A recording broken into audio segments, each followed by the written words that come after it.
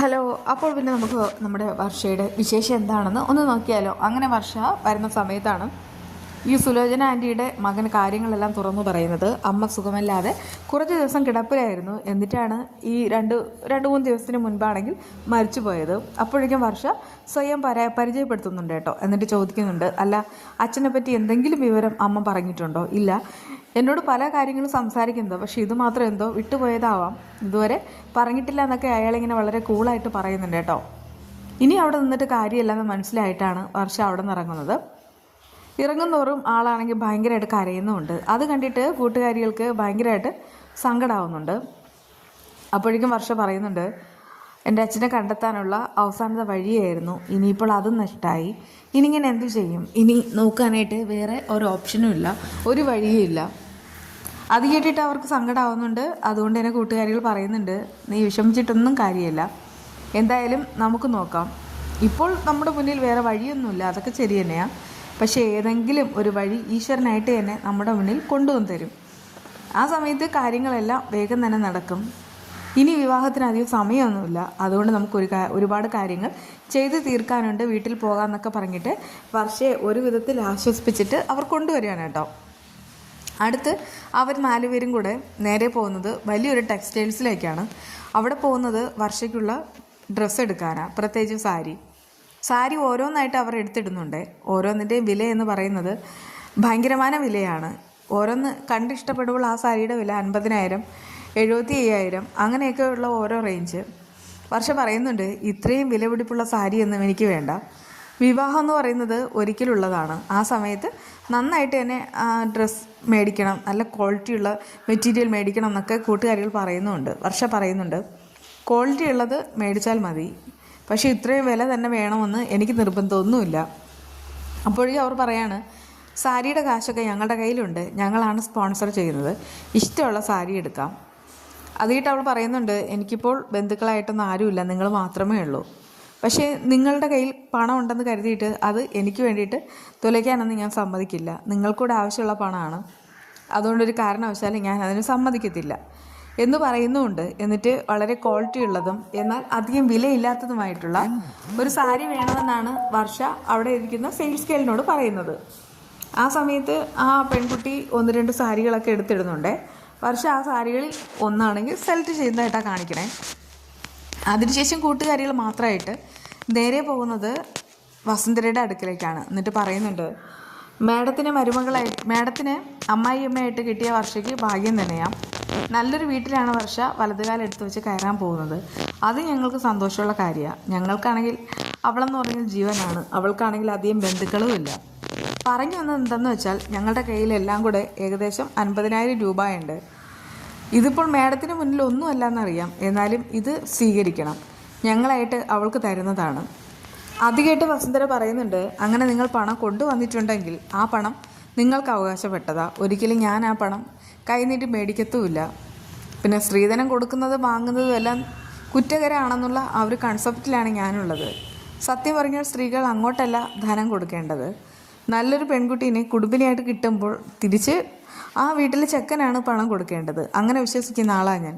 അതുകൊണ്ടൊക്കെ പറയാണ്, എനിക്ക് ഈ പണം വേണ്ട, ഞാൻ സ്വീകരിക്കുകയില്ല. പക്ഷേ ഇതൊക്കെ നിങ്ങളുടെ മനസ്സാണെന്നും അറിയാം. അതുകൊണ്ട് തന്നെ വർഷയ്ക്ക് എന്തെങ്കിലും ഒരു ആവശ്യം വന്നാൽ നിങ്ങൾ തന്നെ കൊടുത്തോളൂ, അത് ഇപ്പോഴല്ല, പിന്നീട് എപ്പോഴെങ്കിലും. ഇതാണ് എനിക്ക് പറയാനുള്ളത്, അല്ലാതെ ഈ പണം ഞാൻ സ്വീകരിക്കില്ല. പിന്നെ അവൾക്ക് ഇത്രയും നല്ല കൂട്ടുകാരികളെ കിട്ടിയ അവൾ വലിയ ഭാഗ്യവതി തന്നെയാണ്. പിന്നെ സ്വത്തോ പണമോ കുലമഹിമയോ ഒന്നും നോക്കിയിട്ടല്ല വർഷം ഞാൻ ഇങ്ങോട്ട് കൊണ്ടുവരണേ. അതുകൊണ്ടൊക്കെ പറയാണ്, അവൾ എൻ്റെ മകന് നല്ലൊരു ഭാര്യയായിരിക്കും, നല്ലൊരു പെൺകുട്ടി, അതുമാത്രം മതി എന്നാണ് ഞാനും ആഗ്രഹിക്കുന്നത്. ഇതിൽ കൂടുതലൊന്നും തന്നെ ഞാൻ ഒട്ടും പ്രതീക്ഷിക്കുന്നതുമില്ല. അതുകൊണ്ടൊക്കെ തന്നെ നിങ്ങൾ ഈ പണം എൻ്റെ കയ്യിൽ തരണ്ട, ഞാനിത് മേടിക്കില്ല എന്നൊക്കെ പറഞ്ഞിട്ട് വസുന്ധര തിരിച്ചയക്കുകയാണ് കേട്ടോ. അവരൊടുവിൽ സന്തോഷത്തോടു കൂടെയാണ് പോകുന്നത്. അത് പണം മേടിക്കാത്തതുകൊണ്ടല്ല, വസുന്ധരയുടെ ആ ഒരു സ്വഭാവം അവർക്കാണെങ്കിൽ ഒത്തിരിയായിട്ട് അങ്ങോട്ട് ഇഷ്ടമാവുന്നുണ്ട്. അതിനുശേഷം ഈ വിവാഹത്തിൻ്റെ ഒരുക്കങ്ങളെല്ലാം ഇങ്ങനെ ആരംഭിക്കുകയായി.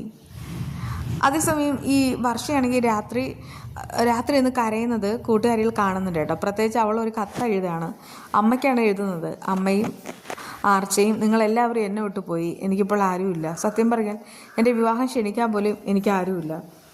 പാവ ആർച്ച, അവൾ എന്നെക്കുറിച്ച് ഓർക്കാറുണ്ടോ? അവളോട് പറയണം ഈ ചേച്ചി കരഞ്ഞ് കരഞ്ഞൊരു പരുവായിട്ടുണ്ടെന്ന്. പക്ഷേ എല്ലാം ശീലമായിട്ടുമുണ്ട്. വിവേക് സ്നേഹമുള്ളവനാ. അതുപോലെ തന്നെ വസുന്ധര ആൻറ്റിയും. അവരുടെ വീട്ടിലേക്കാണ് ഞാൻ പെണ്ണായിട്ട് പോകുന്നത്. എനിക്കാണെങ്കിൽ എൻ്റെ കല്യാണം വിളിക്കാൻ അച്ഛൻ പോലും ഇല്ല. എവിടെയാണെന്ന് പോലും എനിക്ക് അറിയില്ല എന്നൊക്കെ പറഞ്ഞിട്ട് കരയുന്നുമുണ്ട്. അപ്പോഴേക്ക് ശിവ അങ്ങോട്ട് വരികയാണ്. ശിവ പറയുന്നുണ്ട്, നീ ഇങ്ങനെ ആരുമില്ല എന്ന് പറഞ്ഞ് വിഷമിക്കരുത്. നിനക്ക് ഭർത്താവായിട്ട് കിട്ടുന്ന നല്ലൊരാളെയാ, കുടുംബം നോക്കുന്ന ആൾ. അതുപോലെ വസുന്ധര ആൻറ്റി, അവരൊക്കെ എന്തോരം പാവങ്ങളാണ്. അതിലപ്പുറമായിട്ട് ഞങ്ങളെല്ലാവരും നിനക്ക് സപ്പോർട്ടായിട്ട് കൂടെ തന്നെയുണ്ട്. അത് കേട്ടിട്ട് അവൾക്ക് ഒരല്പം സന്തോഷമൊക്കെ ആവുന്നുണ്ട്.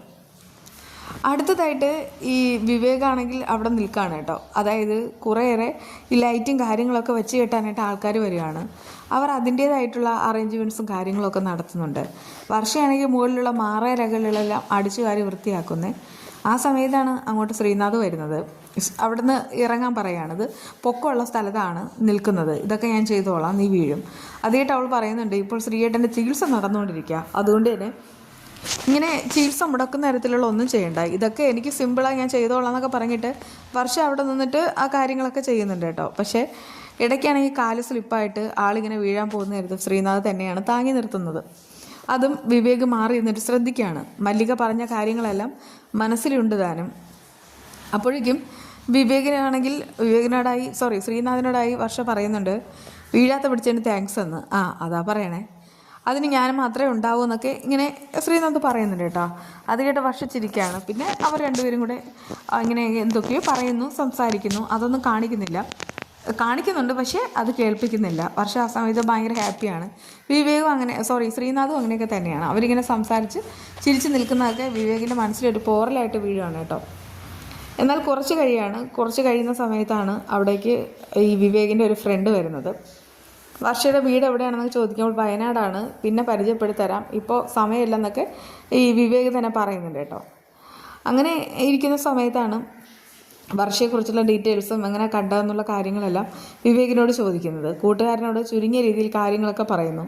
ഇത് കേട്ടിട്ട് ആ കൂട്ടുകാരൻ ആലോചിച്ച് നിൽക്കുകയാണ്. എന്നിട്ട് പറയുന്നുണ്ട്, ശ്രീനാഥ് എന്ന് പറയുന്ന ആളും ഇവിടെ തന്നെയാണോ ഉള്ളത്? ആണുങ്ങളുടെ മനസ്സ് നിനക്കറിയില്ല.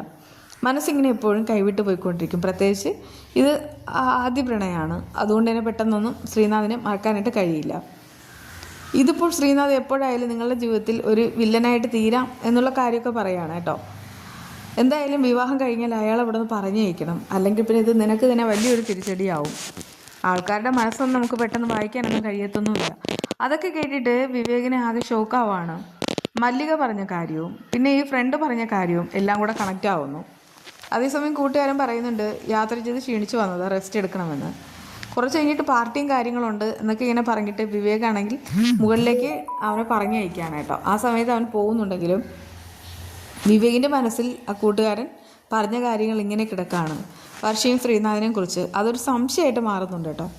ഇവിടെയാണ് വിശേഷങ്ങളുടെ അവസാനവും. എന്തായാലും ശ്രീനാഥും വിവേകും തമ്മിലുള്ള എന്തെങ്കിലും ഒരു ക്ലാഷ് ഉണ്ടാവുമോ എന്നൊന്നും അറിയില്ല. പക്ഷേ ഒരു ആക്സിഡൻറ്റ് നടക്കുന്നുണ്ട്. അത് നമുക്ക് നാളത്തെ എപ്പിസോഡിൽ മിക്കവാറും അറിയാൻ സാധിക്കും.